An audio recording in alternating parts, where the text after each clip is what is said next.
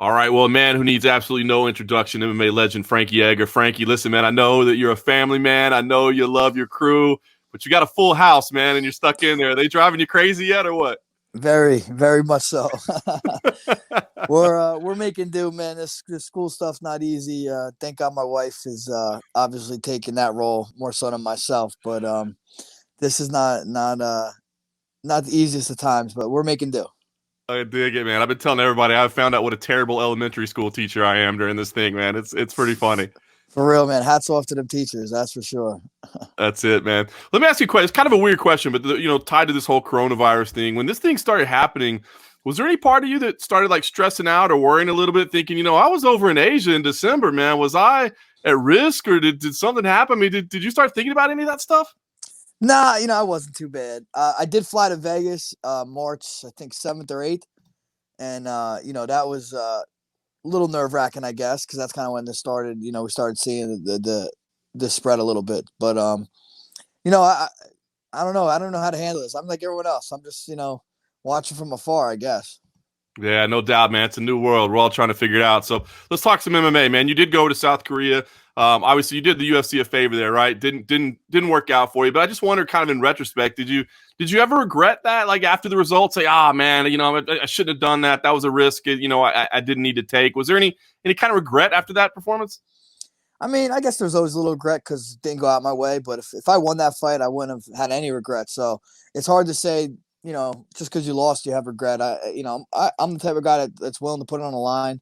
I do believe myself. I didn't go out there just thinking I didn't go out there to lose and just, for a payday. I went out there to win. I thought I was going to win that fight and, it just didn't go my way.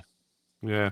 I'm sure after that you probably enjoyed the holidays a little bit with the family and that sort of thing. What has been the focus since then? I mean, you kind of been teasing a move to 135. So I mean, has like diet and nutrition and that kind of stuff, has that been the focus? Or you've been in the gym? What's it? I know this coronavirus thing is kind of complicating it, but before that, I mean, what was the focus in the gym?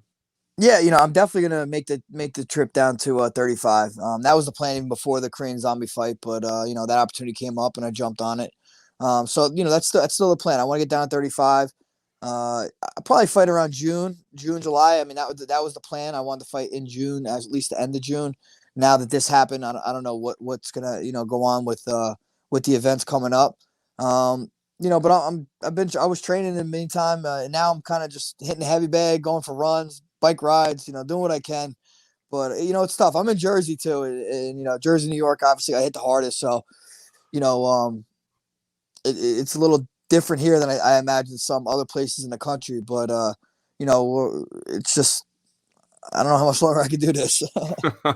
I know it's tough on everybody. Yeah, you guys have been hard hit up there for sure. Let me ask you, because you said, you came out to Vegas in March. We had the Dominance MMA Media Day. You said, hey, I'm looking at June. And then all of a sudden I hear, a couple weeks back, I mean, a title fight sure sounds good. I'll step up on short notice and take up. So what was the thought process there, man? I mean, I heard that, like your name was really in there, like you were serious about it. So what was the thought process that you said, I'm aiming for June, but I'll take a fight now if it's a title fight? Yeah, whenever there's title fight on the line, you gotta put yourself out there, and that's what I did. I didn't know how realistic it was, to get that and whatnot. And Henry likes to sit there and play games and do all this stuff. I'm not that guy, man. I said what I had to say to put my name in the mix, but I'm not gonna sit there and have a Twitter battle with this guy. I was going to ask you, I mean, obviously you guys share a manager. Like, is there any part of you that's like, hey, Ali, can you tell him to shut up a little bit? Like, this is not my style. Like, tell him to leave me alone a little bit. No, not sorry. No, hey, he wants to play the game. I can play the game a little bit too. I'm not going to stare, go back and forth. I may smack him in person or something more so. No doubt. Well, ultimately, obviously, we know what happened with Aldo. The travel restrictions. He couldn't go. Sounds like Dominic Cruz is the one getting the shot, if everything comes together on May 9th. What did you think about that decision? I mean, obviously he's, can't doubt his greatness in his career, but, he's been out for a long time. So when they went with Dominic Cruz, any frustration or what was your thought of that one? Nah, I'm not too concerned really, man. Like I said, I threw my name in it. I really haven't been able to train much, because this is going on. So it's probably for the best that it didn't go my way. And, Dominic Cruz, he's done a lot. He's probably, the most dominant bantamweight, to date in the UFC. So, he does what he's done in his career. I don't see a problem him getting a title shot. I know some other guys probably wish it was them, but in the circumstances, I wonder how many people really would take that fight anyway. Yeah, no doubt. So back to aiming for June. Bantamweight.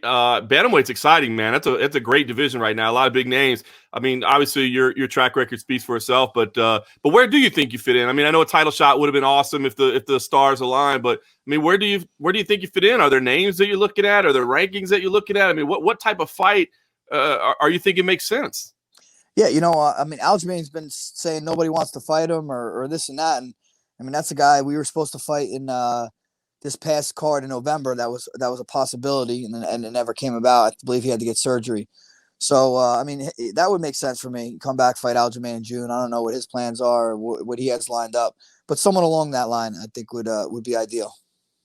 No doubt. And I mean, as you said, we're all kind of figuring this thing out as we go along. I mean, are there dates, targets, restrictions, deadlines, that sort of thing? I mean, I guess everybody kind of has to remain flexible right now. It sounds like May 9th is the date, but gosh, who knows what can change in 3 weeks? I mean, do you need to know by a certain time? Like, do you feel, especially going down to a new weight class? I mean, do you need a certain amount of time to prepare? Yeah, I would like a little bit of a heads up, and more solid training.